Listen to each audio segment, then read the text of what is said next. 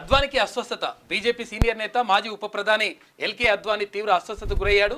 దీంతో ఆయనను కుటుంబ సభ్యులు ఢిల్లీలోని ఇంద్రప్రస్థ అపోలో హాస్పిటల్లో చేర్పించారు. ప్రస్తుతం ఆయన న్యూరాలజీ విభాగంలో ట్రీట్మెంట్ తీసుకుంటున్నారు. 97 ఏళ్ల వయసున్న అద్వానీ కొంతకాలంగా అనారోగ్య సమస్యతో బాధపడుతున్నారు. ఈ ఏడాదిలో ఇప్పటి వరకు 4 సార్లు ఆసుపత్రిలో చికిత్స. 97 ఏళ్ళు అంటే ఏం సహకరిస్తుంది బాడీ? పెద్ద మనిషి.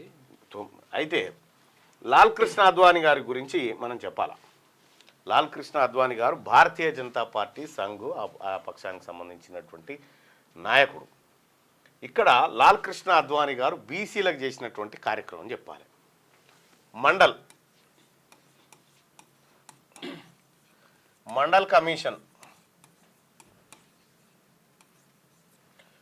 కమిషన్ అని ఒకటి వేసిరు బీసీల స్థితిగతులు దేశంలో తెలుసుకోవడానికి.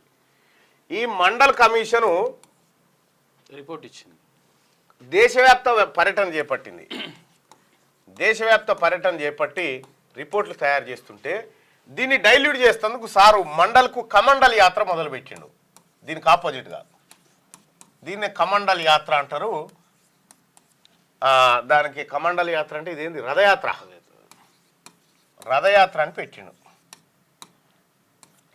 అని పెట్టిండు సారు.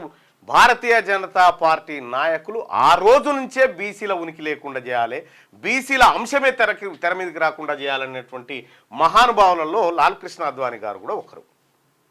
ఈరోజు నరేంద్ర మోడీ గారు బీసీల కులగణన చేస్తే ఎక్కడ బీసీలు మేల్కొంటారో, ఎక్కడ మనువాదం మళ్ళీ మంటగలిచిపోతుందో అనేటువంటి భయంలో ఆయన ఒక బీసీ వాడయుండి ఇలా బీసీలను ఎదగకుండా బీసీల ఉనికి లేకుండా చేస్తున్నటువంటి నరేంద్ర మోడీ గారి పైన నిన్న పార్లమెంట్లో చర్చ జరిగింది.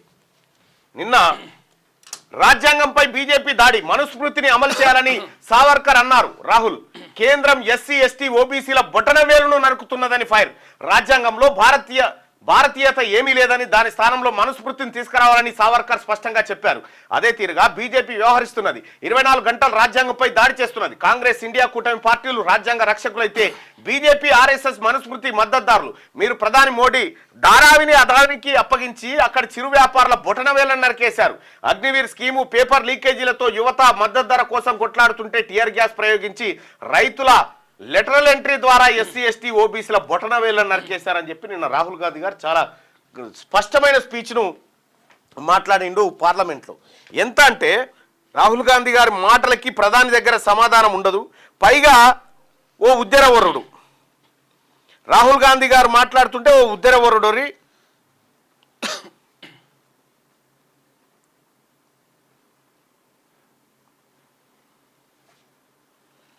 అంటే రాజ్యాంగాన్ని, జాతిని, దేశాన్ని అవహేళన చేయడంలో వీళ్ళని మించిన వాళ్ళు ఎవరు లేరుగా. బీసీ ప్రజలారా, మనకు అత్యంత ప్రమాదకరమైన పార్టీ భారతీయ జనతా పార్టీ. ఒకసారి రాహుల్ గాంధీ గారు మాట్లాడినటువంటి మాటలను ఒక్కసారి తీసుకుందాం.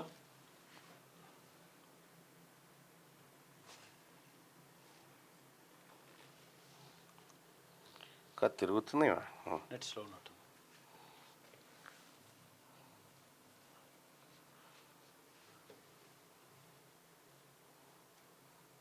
మోహన్ బాబు గారు నేను ఎక్కడికి వారిపోలేదని చెప్పారు అంటుండు. రాహుల్ గాంధీ గారు మాట్లాడినటువంటి మాట ఇది. రాజ్యాంగం పైన భారతీయ జనతా పార్టీ, నరేంద్ర మోడీ ప్రభుత్వం దాడి చేస్తూ ఉంది. అత్యంత ప్రమాదకరం. భారతదేశంలో ఉన్న బీసీ, ఎస్సీ, ఎస్టీ, మైనారిటీ ప్రజలందరికీ కూడా అత్యంత ప్రమాదకరమైనటువంటి పార్టీ భారతీయ జనతా పార్టీ అనేది నిన్న రాహుల్ గాంధీ గారు అక్కడ చెప్పినటువంటి మాట. ఇక కాంగ్రెస్తో దేశానికి తీరం నష్టం అని చెప్పి నరేంద్ర మోడీ గారు అంటా ఉన్నారు.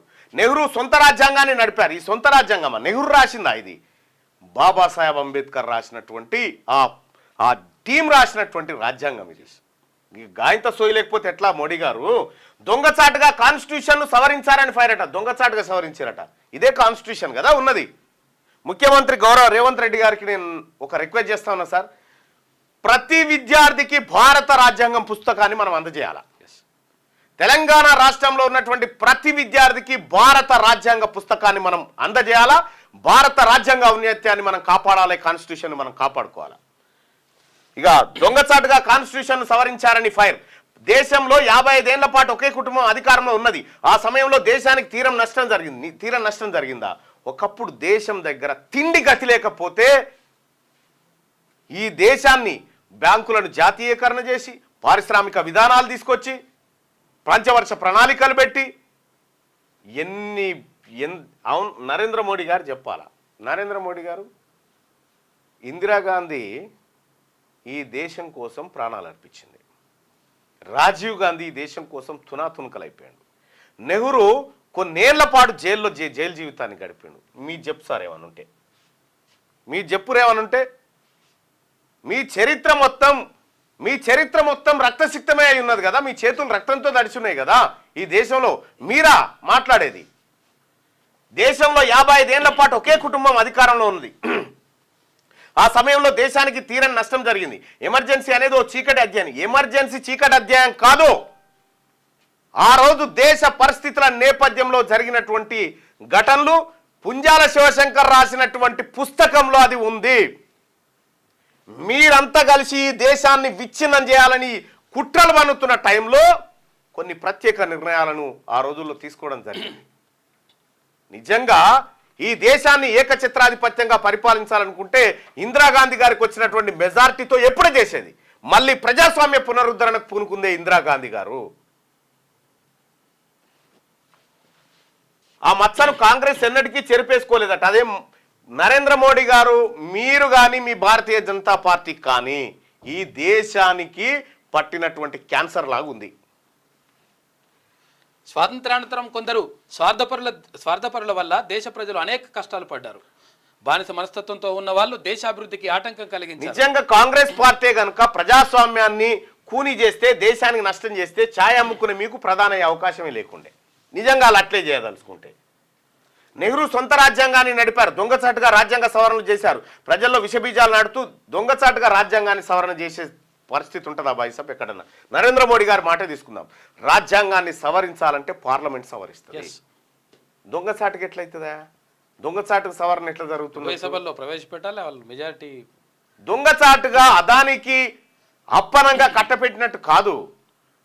అదాని మీద అమెరికాలో కేసు అయింది. అరెస్ట్ వారెంటే, డైరెక్టు నోటీస్ కూడా కాదు, అరెస్ట్ వారెంటు. నీ దోస్తు అదానికి ఏది ఎలక్ట్రిసిటీ కాంట్రాక్ట్లు ఇవ్వమని శ్రీలంక ప్రభుత్వం మీద మీరు ఒత్తిడి తెచ్చినట్టుగా శ్రీలంక ప్రభుత్వం చెప్పింది. ఇవి దొంగచాటు పనులు అంటారు నరేంద్ర మోడీ గారు. ఇవి భారత రాజ్యాంగాన్ని సవరించడం దొంగచాటుగా చేస్తారా? సాధ్యమవుతుందా? అది సాధ్యమవుతుందా? మీరు పూరాగా చదువుకోకపోతే, చదువుకున్నోడు చెప్తేనే వినకపోతే. ప్రజల్లో విషబీజాలు నడుతూ దేశ ఐక్యతను దెబ్బతీశారు. రాజ్యాంగాన్ని కూని చేసేందుకు కాంగ్రెస్ ప్రయత్నించింది. రాజ్యాంగ ఔన్నత్యాన్ని దెబ్బతీసిందని చెప్పేసి ప్రధాని నరేంద్ర మోడీ అంటున్నారు. అయ్యా, మీకు చదువు రాదు, మీ డిగ్రీల సంగతి కేజ్రీవాల్ గారు చెప్పిండు. ఎప్పుడు మీరు ఏం చదువుకురో ఎక్కడ లెక్కాపత్రం లేదు, కానీ యూనివర్సిటీలలో మాత్రం కాగితాలు పుట్టినాయి. ఈ ఎందుకే దాని గురించి. క్యూ న్యూస్ ఛానల్లో పనిచేయటకు అనుభవం గల సీనియర్ వీడియో ఎడిటర్స్ కావాలను సంప్రదించవలసిన నెంబర్ 8688926084. qnewsads@gmail.com ను సంప్రదించండి. లైక్ చేయండి,